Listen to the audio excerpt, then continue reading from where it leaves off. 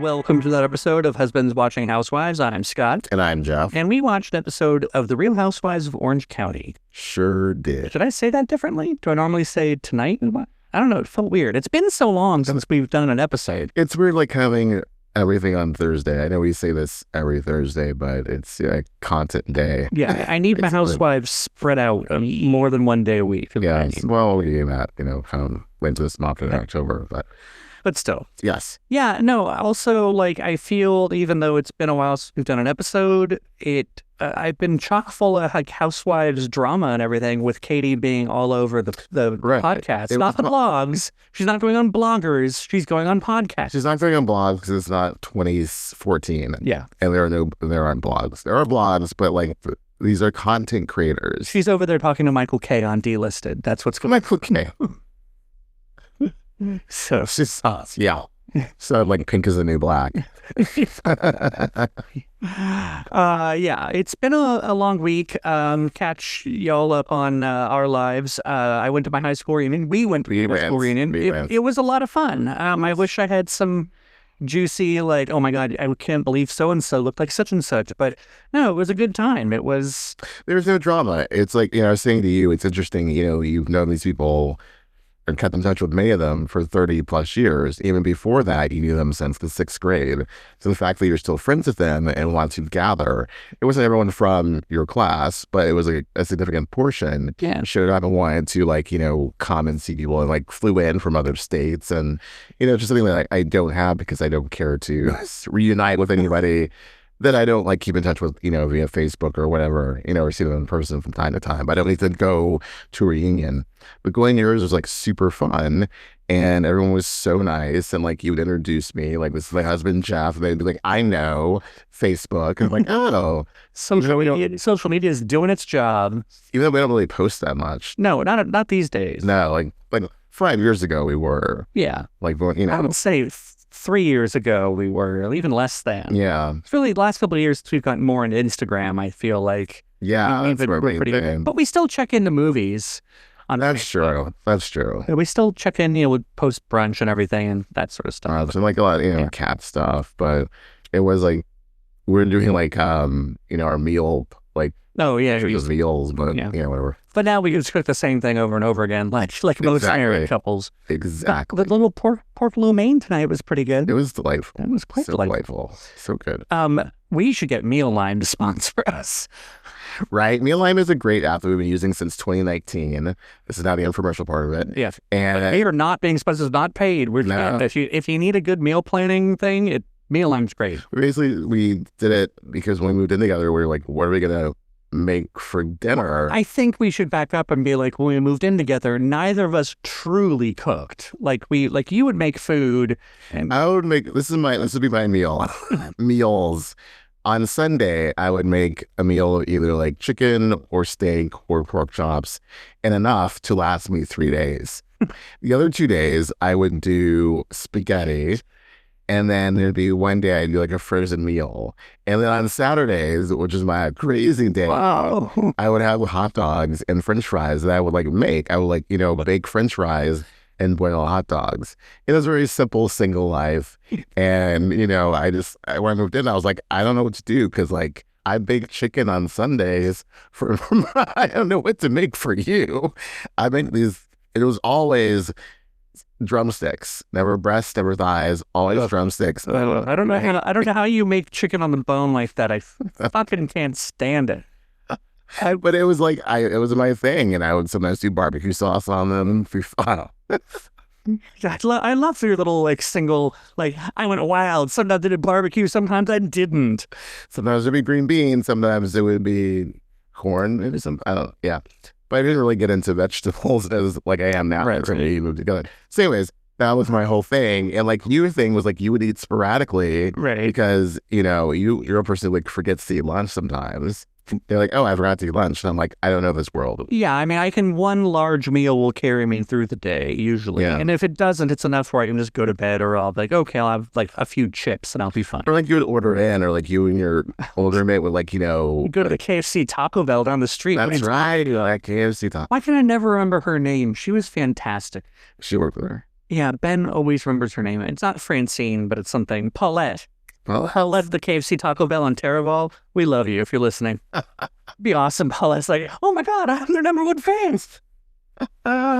Paulette was. If only I remember that guy. And he's, yeah. Yeah. But meanwhile, you probably, one of your best friends from high school that you really like is one of our fans. And you're like, I don't care to keep in touch with any of them. Well, my best friend from high school, we're not best friends anymore. The thing is, gets I would say one apart. Oh, one of the people I talk to, I want to talk to. And it's, really only one of them is in person. Well, it's a bit more. But basically, consistently, they're not that many people. Right. But, so it's just interesting that you have that. And, also we live in the, Yeah, I was going to say, I feel like my situation is the exception, not the rule. I think there's far more people out there that are like, I don't want to keep in touch with high school people than there are, like, again, our town is just a little weird, like, microcosm of just unexpected wholesomeness. So wholesome. So, I mean, it's known for some horrible things, the town itself, but, that's just,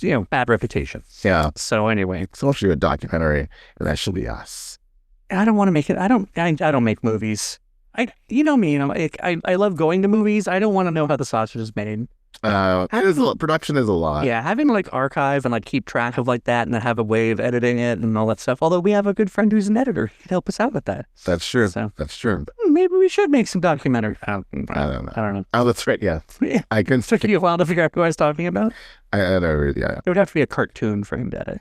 He can edit real things. He can do. So anyway, it was a great day, a great night. Yeah, it was fun. Seeing everybody and meeting people who I'm now Facebook friends with, and it was a good time. Yeah, it was nice to see everyone responded well to you and was just like, I already know you, and it was good. Yeah, and I'm like, really? Yeah, they feel like they did. So yeah, no, it's nice reconnecting with people, and hopefully, I don't know, there's a handful I feel like we should try to make a point to see again. And I think we could use the momentum of the reunion to be like, hey, we should get dinner. Like the wedding. Yeah, exactly. Yeah. Like we had so many people at our wedding that were like, well, we'll come visit you sometime. And then we made a point of actually going back east and seeing them. So, which means we also have to go to Boston sometime. We do. We have a lot of places we need to go. Portland, Provincetown, Boston. Why Provincetown? Because they were saying that. Oh, yeah. I don't know. I feel like sometimes people are just like, you guys are gay. You'd love Provincetown. Well, it's a quirky little town. And I think, you like that kind of thing. I know. It's a nice place. I've been there during the off season. I'm sure we will like it. So, but speaking, so reconnecting and reuniting, do we want to get into the off-camera stuff of podcasts today with Katie, or just save that for after? I mean, I feel like, I don't know. Everything else that happened on this episode just seems like complete fluff and irrelevant. Yeah. Yay, they met, okay, I guess if we just start, because it started at Katie meeting Jenn today. At the very beginning, Katie shows up to meet Jenn for right, and she brings with her the proof, which isn't really proof, which isn't good, which makes you seem like you're just a liar. As Gina said, it's only somebody, not that she does, but her theory that if you think in those terms, well, I'm going to set somebody up, which Katie has never done, by the way, at least, right. Then you're going to think others are trying to set you up. I can't remember her stance on this last week about the possibility of the setup. It is weird that this dude also did the polygraph for Beverly Hills. It is weird that he also did the polygraph on a reality show that Gretchen was on. It just means he's a reality show whore, basically. Right. So do I think things are manipulated? I don't know. The whole thing was just dark and weird. Our stance last week, my stance anyway, was that polygraphs aren't reliable. They don't prove an actual thing. I recognize that guy as being the one from Beverly Hills. The whole idea, polygraph or no polygraph, actor or no actor, we're still on a reality show. The producers can edit together whatever the hell they want. And they can point whatever narrative they want to make the most juicy kind of storyline happen. Yeah. So Housewives or not, I feel like that's what happened.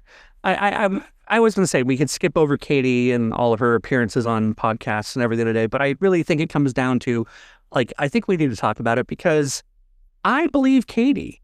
Yes. I believe in all of this, and I think that it's just difficult, and it's going to be difficult for me to watch the rest of the season if they keep coming back to this whole narrative that Katie lied about this and that Gretchen is telling the truth. Because even watching Tamra and Gretchen talk towards the end, it just was making my skin crawl that, like, Gretchen's quote-unquote getting away with this. Like, she's sitting there the entire time wanting Tamra to take accountability for stuff, the whole entire time refusing to admit that she said, oh, I might have misspoken. It's like, no. You said you went to the hospital. I believe Katie when she says that Gretchen told all this. It makes complete sense to me with Slade calling 100 million times, trying to cover this all up. I just feel like Katie's getting the real raw end of this deal. And I don't like seeing it happen. It's really awkward, the fact that they're trying to dismiss her so easily.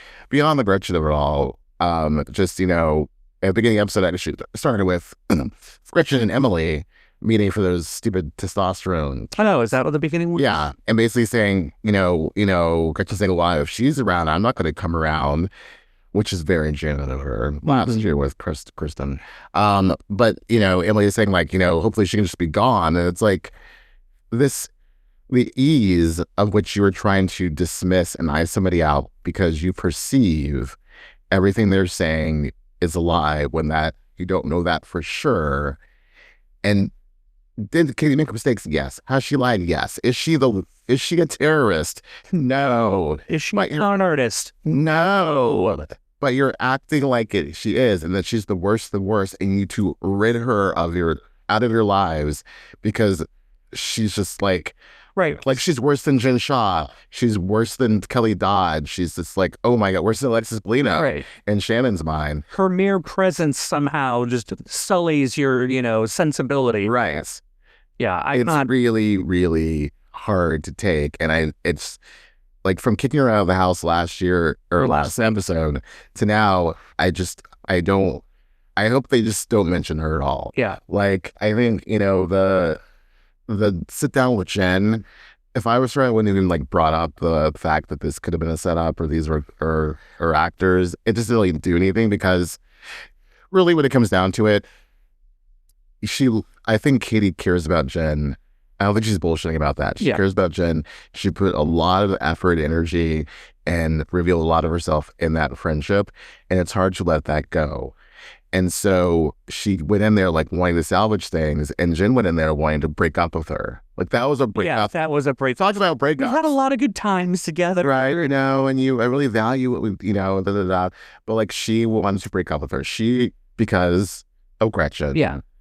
And because she wants to keep rising to the top, is like, I can't align myself with this thinking shit that is Katie. So one of the things that Katie brought up on either of the podcasts, maybe both of them, she's on the Vile Files and she's on 2Ts today. The better be one on 2Ts. I agree. What she did, now I'm going to forget what she brought up. Sorry. Totally derailed me, as did the 2 beers I had earlier. No, so one of the things she brought up was that, damn it. Well, keep talking. It'll come back. About Masters? No. Oh, it was just, I got the impression from her talking with Jen is that Jen very much doesn't want to lose the show. That they were all very much, not they all, but like Slade, Gretchen were very concerned about the fact that like what she brought up about Tamra possibly drugging her was very in line with what Candy and Phaedra, the whole thing with Atlanta, which got Phaedra fired. And so it seems likely to me that Slade and Gretchen are trying to protect and make sure they don't get kicked off the show, that they get any sort of, you know, consideration to continue with the show, especially at the end of this episode where Gretchen brings up that like the things Tamra has said has prevented Kate from getting a job. Slade from getting a job. Yeah. And so they just seem very desperate to manage this image. And so I can see it being likely that Slade and Gretchen have like scared the living crap out of Jen and said, if you don't go along with this, you're going to be involved with it too. And you're going to lose your position. You're going to be taken down too. And you're not going to have this income either. And whereas Katie isn't as worried about that, so she can go ahead and, you know, break ranks, so to speak. But Jen is very much going to go ahead and toe the line, for lack of better words, so that she doesn't have any possible, gray area that she supported this drugging narrative. Well, also, too, as Katie said, Jen cares more about her hatred for Tamra than the truth. Yeah. So she's going to spin it whichever way. On the Two T's podcast, Katie said that, Jen and Gretchen were so united in their hatred for Tamra, and that's what they were talking about. Yeah. I completely believe that Masters was like 90%, 95% talking shit about Tamra. Yeah. And Gretchen and Slade wanted to be back on the show so badly, and they want to secure their spot, and they don't want to do anything too controversial. They just want to have her have a good season so that she can get it. Or it's basically her audition, because her actual audition was the Morocco girl trip, which we'll never see. Yeah. Hello, Hell's Frozen Over. I believe Vicky. Yeah. That Slade was, as Vicky said on her podcast, that Slade was reaching out during the Morocco girls trip to producers, trying to invent drama to help out Gretchen to keep her, because it's not what girls trip did for Tamra in the Berkshires, and he wanted to repeat that. Yeah. So this whole thing was let's propel Gretchen to a full-time spot, because they probably need that money.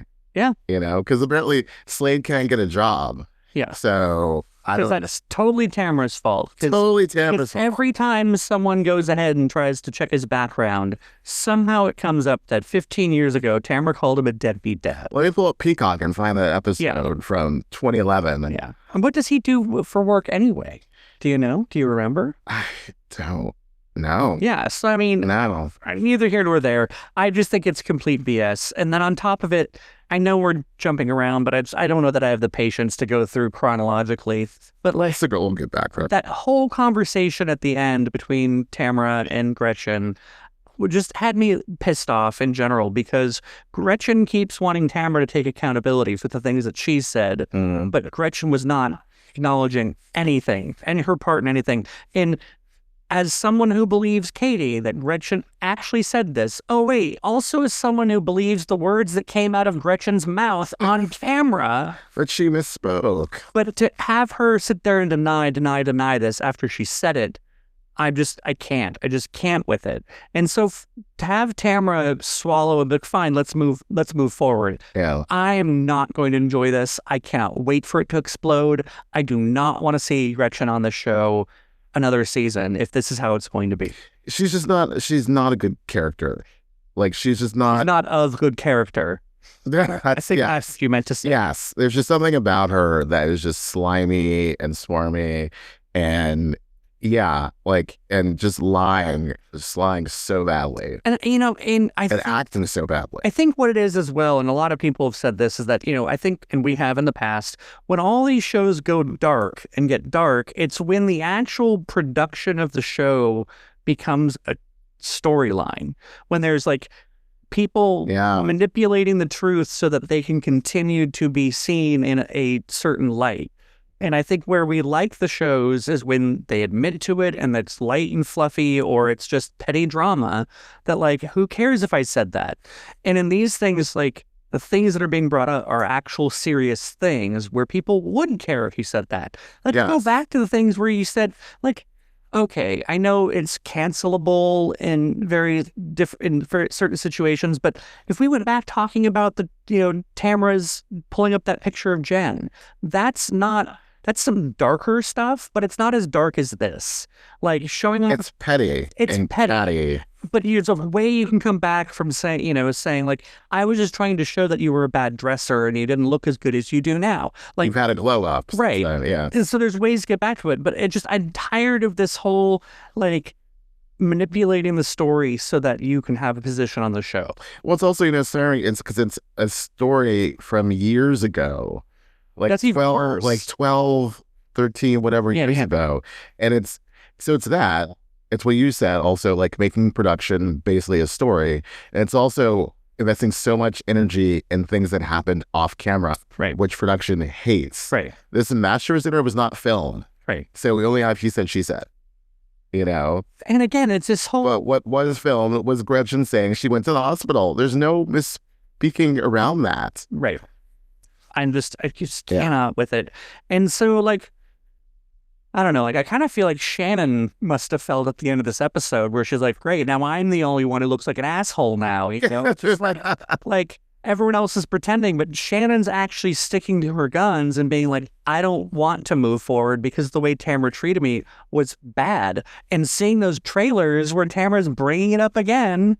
Look, I love Tamra so much, but I cannot with her. She should never, after last year, talk about Shannon's drinking. Ever. It's never going to look good. Right. I don't care if you're swooping in and grabbing the keys out of Shannon's hands where she goes on a drunk driving spree. It's not going to look good for you ever because of what you did. The audience has this notion because you were so aggressive towards her and like to bring it up and then to throw Gina on the bus, which is funny. Like, it's no, why would you even like I hope it's like an episode and they move past it. Right. Because I don't need to go back to that. Yeah. We never need to go back to that. Let Shannon sort out her old issues with drinking, whatever they might be. But that's her business. I have to say, like, I'm looping back. I'm really irritated that Tamra's letting Gretchen off the hook for the sake of moving forward. It's like, I'll move forward if you admit that you had a part in this, that like, I just have a problem with being gaslit by people in general. Like in real life, it's happened to me. I had a friend who used to lie to me all the goddamn time. He's dead now, so I don't have to worry about that happening anymore. But I'm just saying, like, don't sit there and talk to me like I'm a fucking idiot, because that's to me the fastest way to get me to stop being your friend. Well, it's like, you know, they're more like kept bringing up like, you know, it's like did this, did that, and like, by the way, you know, we sat down and I apologized for this, and Gretchen is just so stuck in the past. So I think Tamra had to move on. Even if she doesn't necessarily want to fully have a relationship with this woman, she needs to move on for the sake of the show and her sanity. And also she has bigger things that are more important than Gretchen being pissed at her because she called Slade a deadbeat dad in 2011. Like, period. But again, so, I mean, things I will not let go in general and on this podcast right now. And if I were Tamra, again, it's not like Tamra made up the fact that Slade's ex had to do a GoFundMe for her child's funeral services. Yes. Like, if Slade was such a stand-up guy, why did that have to happen? And let's just say, for the sake of argument, that his ex, like, totally manipulated the situation, totally made that up, didn't need that money, and just was using it as an excuse to get money. Right. What does Slade have to say about it? I've never heard a single word about it. He does not address it. I've never seen it, never read it.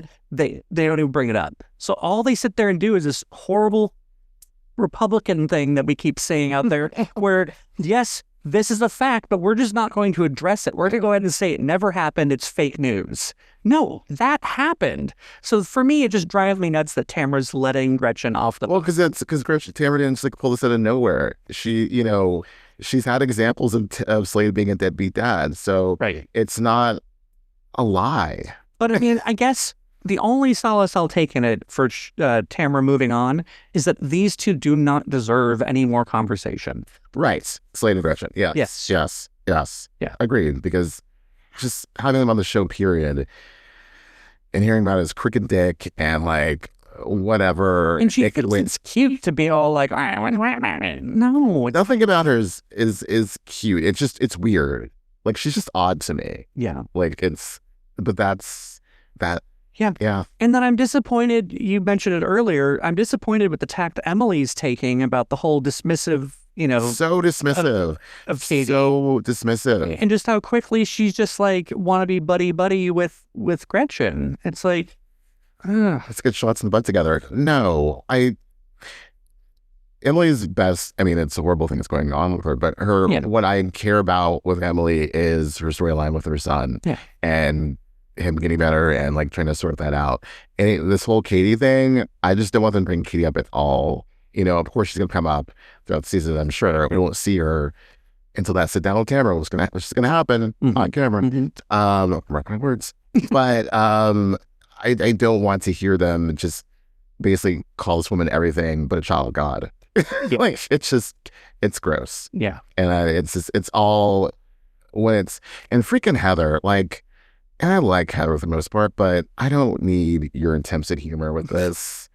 And like, my husband's also a doctor. Like, just stop it. It's valid. I can see what she's saying. So that's also... I see what you're saying, but it's just like... That's also a bad tack that Katie took of, I was set up. You agree with that fully. I don't think she was set up, but I do believe that it is notable, and it was worth her bringing up, that like, these are people for hire. Yes. And they are actors, and we're on a reality show. So for everyone here to be saying that this is the gospel truth, that what happened with the lawyer, right? Emily, exactly. That is just preposterous. Yeah. So first, things that are not admissible, things that are provenly unreliable. So to sit there and be like, oh, on top of it, these people that administer lie detectors for entertainment value. I wouldn't have taken. Like, she made a mistake by taking that tact. Yeah. I wouldn't have even. I wouldn't have shown up with, anytime anyone shows up with an envelope full of screenshots, it never goes well. It never goes well. I think you should have just made the argument that I just made, that like, these are entertainers who happen to do polygraphs. So why would we believe that it is, 100% infallible? And really, guilty people have passed polygraphs and vice versa. Yeah. It's not reliable. I'm not lying. And she, she said, I think on both Blyle Files and 2Ts, that she's going to die on the hill that she didn't speak to Kiki, which I thought was really surprising. I was like, I thought she was going to admit that she did speak to Kiki. Right. And well, in terms of, she mentioned she spoke to her, but she has said, I did not tell her about the Gretchen thing, about the naked wasted being drunk thing. So I'm like, oh, okay, we're dying on that envelope, I guess. Okay. And it doesn't, to me, also, it's absolutely irrelevant whether who told who. Gretchen said it. Yes. And no one is holding Gretchen to the fire. Everyone's believing that Gretchen didn't say it. It's so interesting. Because Jen's also... Because they hate Katie more. Yeah. Like, Jenn, Emily, Gina, Shannon, there's like...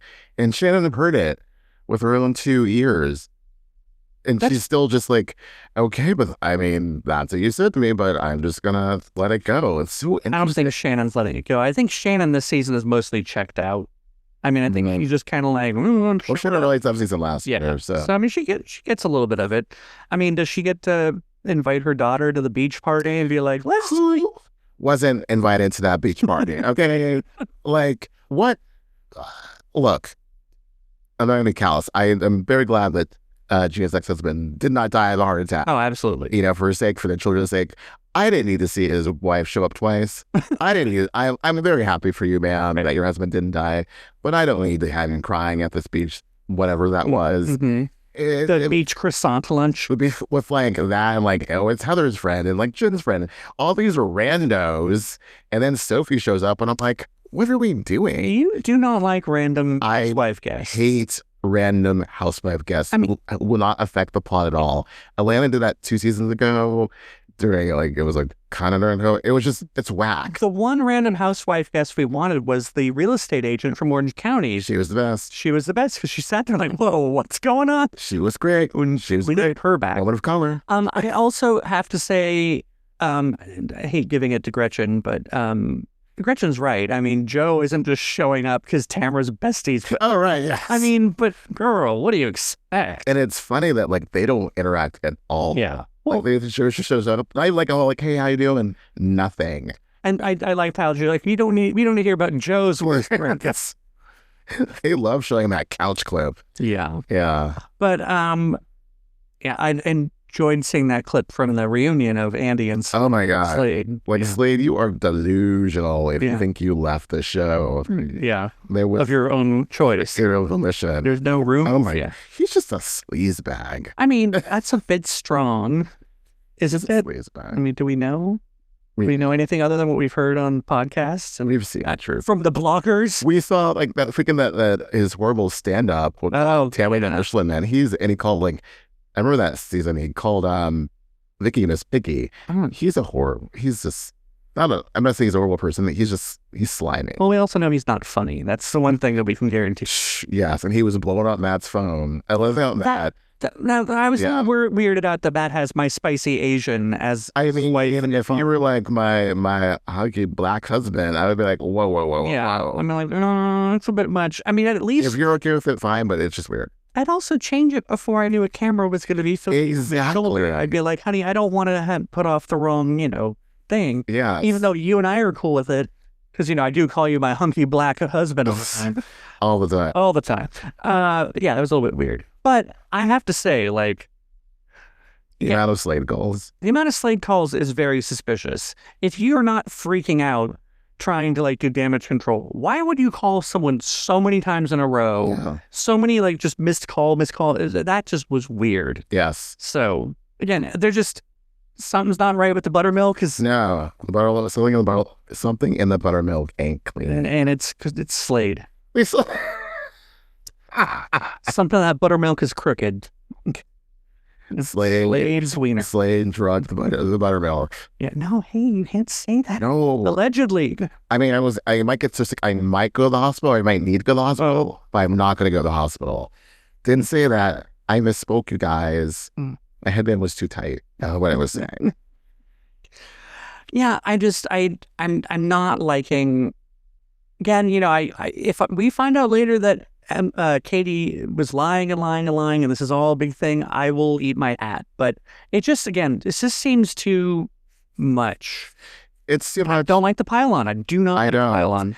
And the most interesting scenes were the Katie scenes. Yeah. Everything else, I'm like, I mean, Jenn and Tamra made up. I don't believe that either. Because we know Jenn hates her and met with our other fellow I Hate Tamra club member, and like, she's never gonna get over it. Those two, I said this to you off before. Those two, Gretchen and Jenn, are so stuck in the past and so stuck on their hatred for something that Tamra did to them. And not that she didn't do bad things to them, but you also did some funky shit too. Yeah. But they're so stuck on it, they will never move forward. Tamra, on the other hand, is like, I may not like these chicks, but this is my job. I'm moving forward. And also too, I have more important things to deal with. Yeah. Like getting over my issues in therapy so that I can have a better life for me and for my family. Yeah. That is more important than fighting with Gretchen about shit that happened and like when Obama was president. Yeah. I don't know. My thing is that I think there's a time when it's okay to kind of go along to get along. But I think there comes a point where you got to stop letting people walk over you. Not that Tamra's ever been accused of that, but I'm just saying, like, this is just, I don't know. Tamra's been messy and really handled things poorly in the past. And I don't think the way that I think she could have played things better. But I think letting this go is a bad idea. Yeah. Well, the thing with Tamra is that she's right, but her delivery is wrong. Yeah. And so it eliminates the validity of her argument because, even in the trailer, and I'm curious to see like how this all goes down when she's like screaming like "fuck you" to Gretchen and like basically almost like getting her in her face. It's somebody had to hold her back. Yes. Yeah. It's like, I'm sure she was right with that, but like it just looks like, Tamra is doing this. Tamra's bringing up Shannon's drinking. Like, it's because when she starts doing it, she just has a very, very childish reaction. Like, it's very, very emotionally charged and adolescent, almost like, like high school girls fighting. Yeah. And it's like, if she could, and it's not just her, it's a lot of the housewives. I think Teresa has the same problem on New Jersey, is that like she gets so like upset that she just overloads. It's like if they could just calmly, I want to see it happen because when people are right, I want them to be right, and I really feel what Gretchen and Jenn are doing is wrong. Because that's one thing. Whenever Gretchen and Jenn get into an argument with Tamra, they are very, very calm. Like at the beach, Gretchen was like, "No, Tamra, you did this and you did that." And, luckily Tamra was fine and didn't, rise up and with her anger, but like it very well could have gone that way, and then Gretchen would be like, "See, she just like flew off the handle, she's not changed at all. Therapy's not working." And then, anything right that Tamra said or did, it just gets thrown out the window. Yeah. So, yeah. I would say that she was like fairly calm at the reunion last year. So I think she needs to have more of that energy. Yeah. Yeah. I agree. But What else happened in the trailer that I don't really remember. I think they've been talking about something that's really dark happening at the end of the season, and I think they kind of get a glimpse of what it might be. You know, do you have any idea what it might be? I have no idea. I don't want to know. I don't want to spoil. Yeah. Yeah. Yeah, I mean, I look forward to a girls' trip. That's always nice. Amsterdam, yeah. Amsterdam, that'll be good. And then, I don't really know what else really happens. It wasn't, a lot of people were saying, like, Katie's on it, like, what the hell? So, it will be, it's awkward. It's an awkward season. Yeah. With the cast.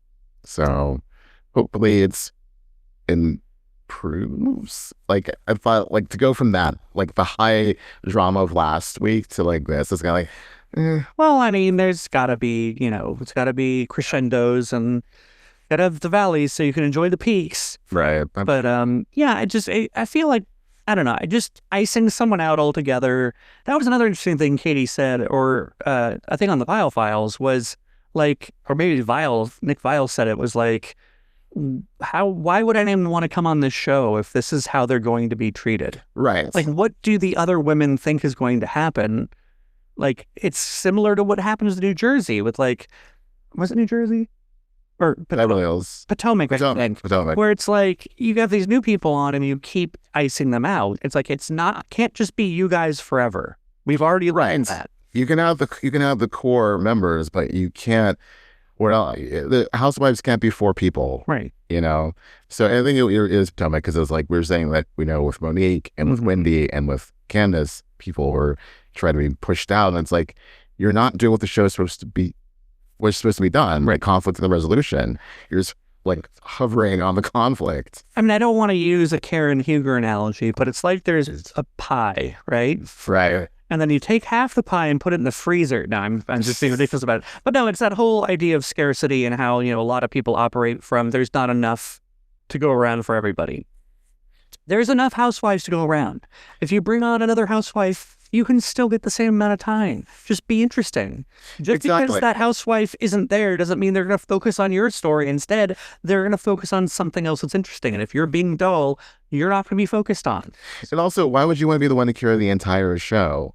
Like, let everyone have their equal chance to shine or to bring drama or to be messy. Right. Because then, like, you're just expected, you're going to every dinner party, like, well, production wants me to do this. Right. They want me to, especially on a show right now that's complaining and whining left and right, up and down, that, Tamra is the center of attention. And it's like, if you don't want Tamra to be the center of attention, then you need to work on having a show where everyone gets equal time. And if you're doing your best to remove people from it, then all that's going to do is make it so that people are just being, center of attention. And you're like, you're not sharing this. Tamra's like the savior. That was something from the trailer of them saying that, Heather's afraid of Tamra, which I don't believe, calling her a pussy. Yeah. Like, basically saying, like, Heather isn't really her friend. They're just afraid of her.